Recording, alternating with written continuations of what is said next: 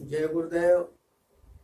देखिए, आज जो मैं विषय आपके सामने लेके आया हूँ, कन्या राशि का जातक कैसा होता है, प्रायः है इसके स्वभाव सिद्धांत कैसे होते हैं, जीवन में ये किस सीढ़ी तक जाता है, ये अपने जीवन में मान सम्मान और इसका पूरा जीवन कैसे होता है, इस संबंध में आपको मैं बता रहा हूँ। देखिए, जो कन्या राशि है, इस राशि का जातक विद्याभ्यासी, शिल्पी तथा दूसरों के सामंजस्य रखने वाला होता है, सबसे मिल पट के रहने वाला होता है, सांसारिक व गृह कार्य में बड़ा चतुर होता है, अपनी प्रगति में पूरा जो है ये ध्यान देता है और उस प्रगति के लिए पूरा भरसक प्रयास भी करता है, सफलता भी इसे मिलती है।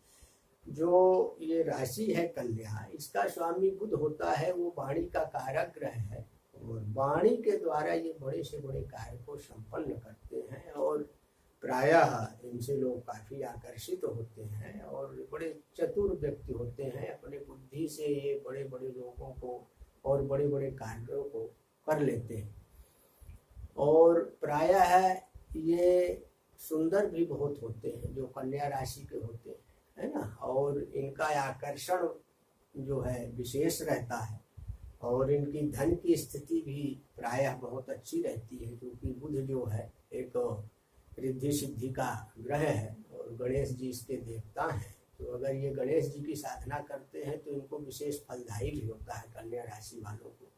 और इनका आत्मबल पराक्रम जो है बहुत ही अच्छा रहता है जीवन पर्यंत। अपने भाई बहनों से भी इनका संबंध अच्छा रहता है।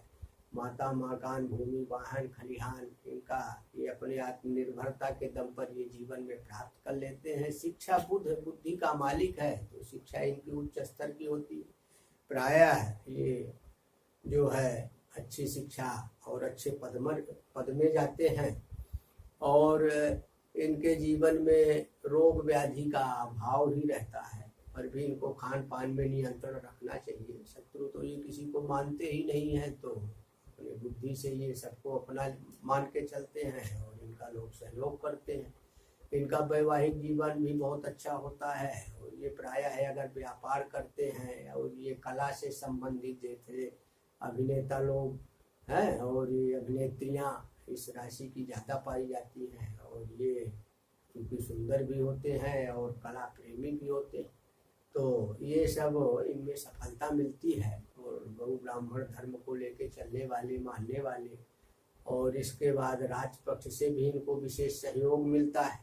चिंतन प्रिय होते हैं और चिंतन प्रिय होने के साथ साथ ये किसी कार्य को करने के पहले एक बुद्धिमान पुरुष के समान उसके सकारात्मक और नकारात्मक दोनों पक्षों में गंभीरता से विचार करते हैं, इसके बाद उस कार्य को करते हैं, तो प्रायः इनको सफलता मिल जाती है। और ये आत्मज्ञानी भी होते हैं, है ना। और सबसे बड़ी बात ये है कि ये जहाँ भी रहते हैं तो लोग इनका एक अलग सम्मान करते हैं, अलग दायरा रहता है और ये अपने स्वाभिमान और गुडविल का विशेष ख्याल रखते हैं। जिससे जुड़ते हैं तो इन सब बातों का ये गौर करते हैं, है ना। और सहयोग के लिए सदैव ये आगे रहते हैं। यदि ये गणेश जी की उपासना करते हैं तो ये विशेष ही इनके लिए शुभ फल प्राप्ति हो जाती है।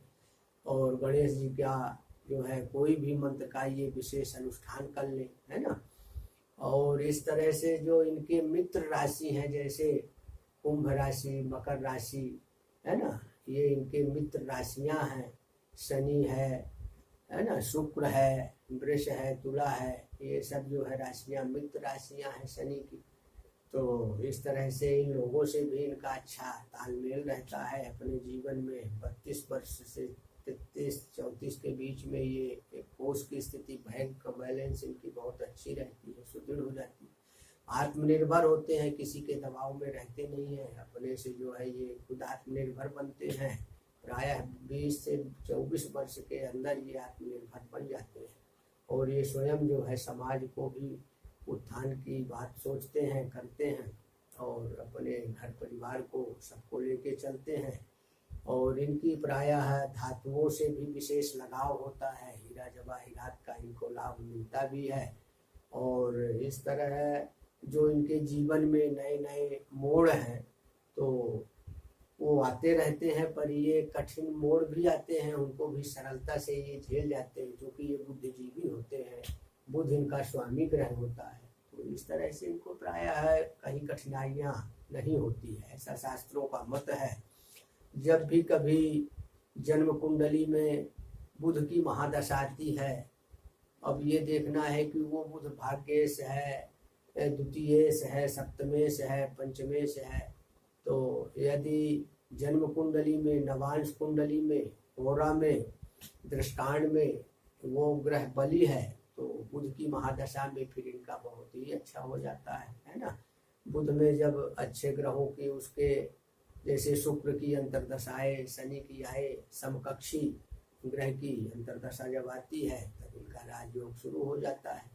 और चूंकि राजयोग तो जब ही आएगा जब बुध में उसके समकक्षी ग्रह की अंतर्दशा आएगी, है ना।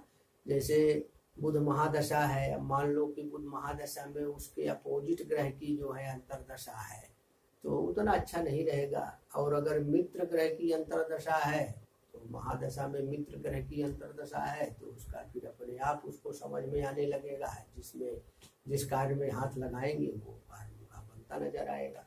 तो इस तरह से है, और इस तरह की वीडियो मैं काफ़ी बनाता रहता हूँ। आप जो है इन सब जानकारियों के लिए जो है इस चैनल को भी लाइक कर लीजिए, और आपके कोई प्रश्न है तो उसमें आपका नंबर भी मेरा उसमें दर्शाया हुआ है, तो आप कॉल भी कर सकते हैं जरूरत समय, है ना। तो समस्त शुभकामनाओं सहित जय गुरु।